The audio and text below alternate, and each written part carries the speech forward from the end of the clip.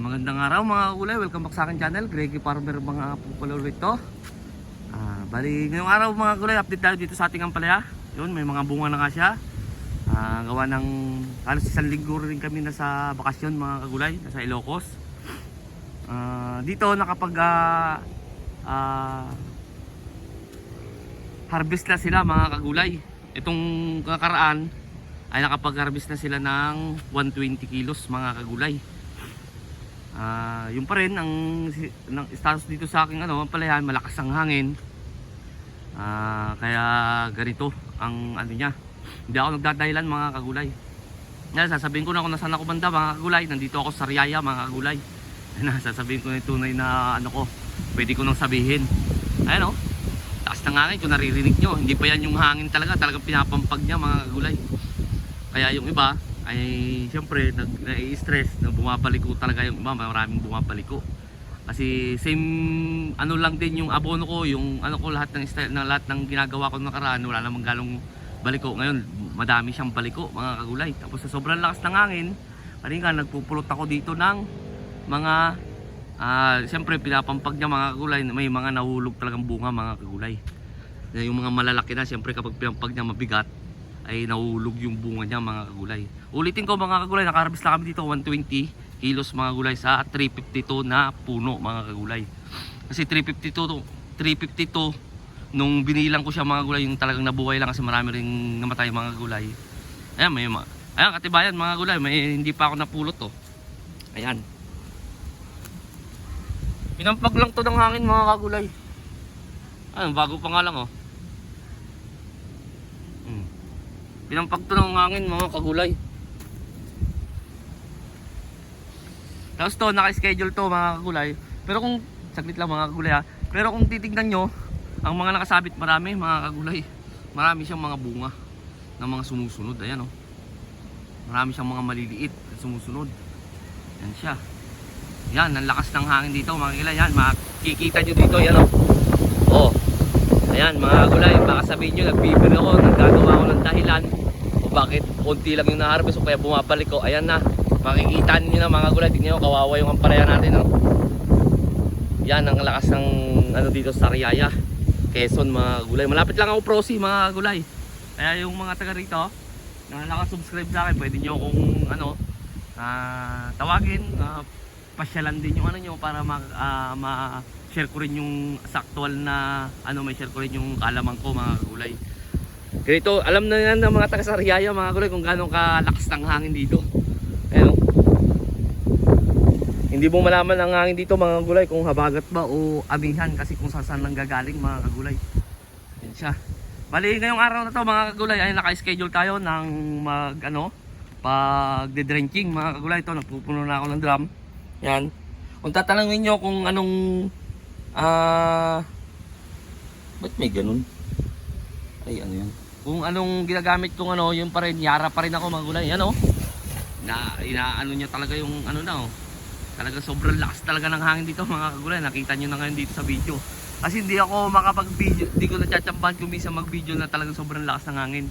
Ngayon lang na Pero sabi sa akin nung pinagkanoan namin dito, nung pumunta kami ng Ilocos, isang linggo rin daw walang hangin dito nung pagbalik ko. Para akong sinusundan ng hangin mga kagulay. Mapapansin nyo naman kasi sa mga dahon niya, nababali na siya. Bali. Yan makabaling dahon. Yan makabaling dahon mga kagulay. Yan, kung nyo, marami siyang bunga mga kagulay. Kaya nga kung minsan, pinababaya ko na lang nakaganyan, hindi ko na binababang gano'n mga kagulay kasi pinapampag niya talaga. Yan, ganito ang hangin dito. Yan ang aking, although ito pala mga kagulay, nakadalawang harvest na yata. Yung una ay naka 50, tapos yun, naging 120, tapos sa sunod harvest, ewan ko lang kung makakarami na mga kagulay, gawa nga ganito style. Talagang laban lang mga kagulay dito sa sa bandang Sariaya. Santo Cristo ako mga kagulay. Kung sinong gustong dumalaw dito, bumisita sa munting harding ko mga kagulay, munting farm natin, ay pwede po. Yan siya. Mapapansin nyo, wala lang damo dyan kasi nga inano ko na, pinisprayan ko na bago ako umalis. Bago ako umano ng ano, sa Ilocos. Ayan yung mga bunga niya mga kagulay. Oh. Yan. Marami siyang bungang mga maliliit. Hindi ko pa nga naibababa yung iba. Yan, oh. Marami siyang bunga mga maliliit mga kagulay. Pati dito sa side, marami pa rin siyang bunga mga kagulay. Kahit sabihin mo nakadalawang harvest na dito, pangatlong harvest na sa susunod. Sa bukas pala, pangatlong harvest niya bukas. Kasi harvest to nung Biyernes, nung Ados. Bago auno kami umuwi, nakarating kami dito Ados, sakto nag-harvest sila. Ayun, naabutan ko pa sila, tumulong pa nga ako. Kaya nakita ko 120 ang na-harvest namin dito mga kagulay. Yan. Grabe talaga lakas ng hangin dito mga kagulay. Makikita nyo naman, pinapampag niya, ganyan palang hangin. Mas malakas pa nung mga nakaraan mga kagulay, nung hindi pa siya nakaka-cut talaga. Kaya sinabi ko na rin kung saan akong banda para kasi may mga taga Pagbilao, taga Batangas din ako mga subscribers, alam nila yan. Lalo na dito sa bandang Quezon, alam nila yan kung paano humangin dito. Yan. Yan, naririnig nyo naman siguro yung hangin. Parang nasa gilid lang ng ng dagat. Yan siya. Pero sa yan tignan nyo mga gulay yung mga dahon niya. Na na siya. Nababali na kasi siya, sobrang lakas ng hangin. Yung mga dahon niyang Yan siya. Kasi kung sasabihin kong laging sobrang lakas ng hangin, may mga makikitid ng utak na nanonood sa akin. Ang sasabihin nila, nagdadahilan lang ako, bakit bumabalik ko. Nung nakaraan, halos nakipagsagutan pa ako doon sa sasabihin na kulang yan sa ganito, kulang sa ganon. Hindi naman po kasi lahat ng may babalik ko pa rin. Pero ngayon mga kagulay, madami ang baliko niya. Ewan ko lang kung sa sobrang daming bunga niya, pero wari ko hindi naman dahil to sa malakas ng hangin, siyempre nai-stress yung ating halaman. Siyempre kahit na anuan natin stress, hindi nga talaga siya yung bunga niya mga gulay. Galain natin mga gulay. Lalo yung bunda dito sa Bukana mga gulay, wala talaga, hindi talaga makabuelo. Kung dito medyo nagtatagpo-tagpo na yung iba, dito sa wala talaga kayong makikitang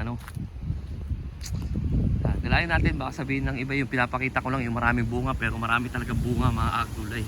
Ayan o. Yan. Marami talaga siyang bunga.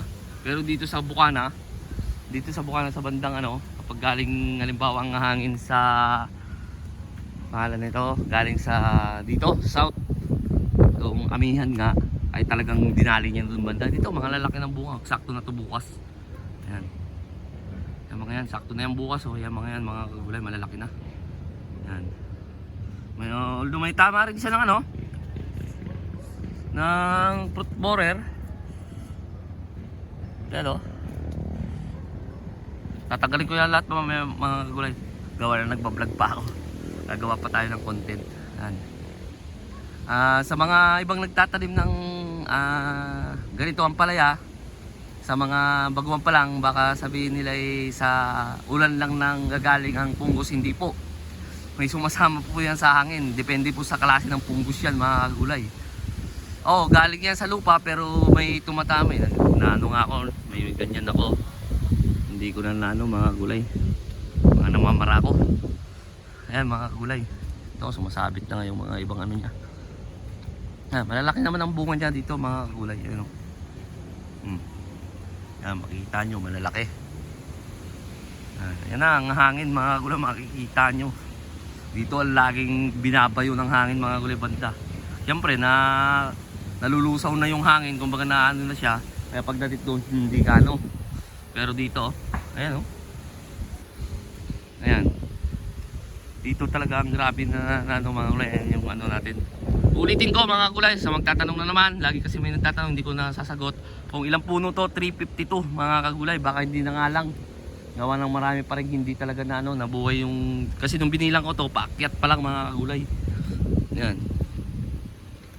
Yan ang ating tanim na ampalaya.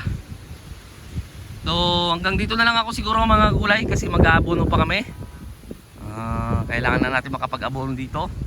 Marami pa rin mga bunga dito sa side mga kagulay. Kapag titignan nyo kasing ganyan mga kagulay, madahon kasi siya, parang wala. Pero kapag sisilipin nyo na siya, gaganyan nyo yung yung maraming bunga yan mga kagulay, magkakatabi yan. Magkakatabi yan mga kagulay. Ayan siya. Yan. Mga bunga niya dyan sa taas mga kagulay. Oh. Oh. Ayan oh. Laki oh. Taba.